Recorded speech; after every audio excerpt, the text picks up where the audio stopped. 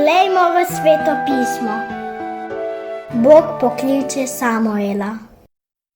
Deček Samuel je služil Gospodu pred Elijevim obličjem. Tiste dni je bila Gospodova beseda redka, videnje ni prodrlo skozi. Tistega dne je Eli spal na svojem prostoru.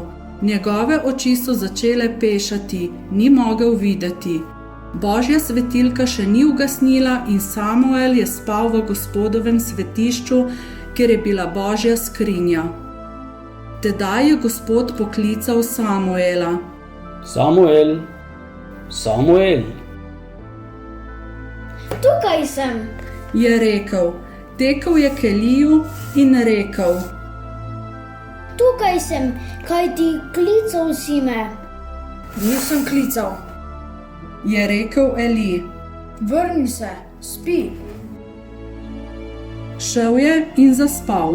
Gospod pa je spet poklical Samuela. Samuel, Samuel.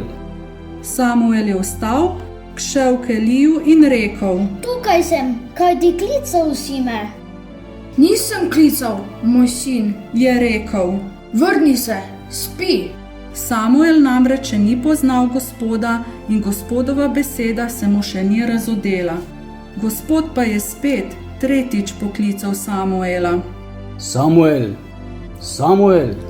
Vstal je, šel k Eliju in rekel. Tukaj sem, kaj ti klical si me? Tedaj je Eli spoznal, da Gospod kliče dečka. In Eli je rekel Samuelu. Pojdi, spi, in če te bo poklical, reci, govori, Gospod, kaj ti tvoj hlapec posluša. In Samuel je šel ter zaspal na svojem prostoru. Tedaj je prišel Gospod, se ustavil in zaklical kakor prej. Samuel, Samuel. Samuel je rekel.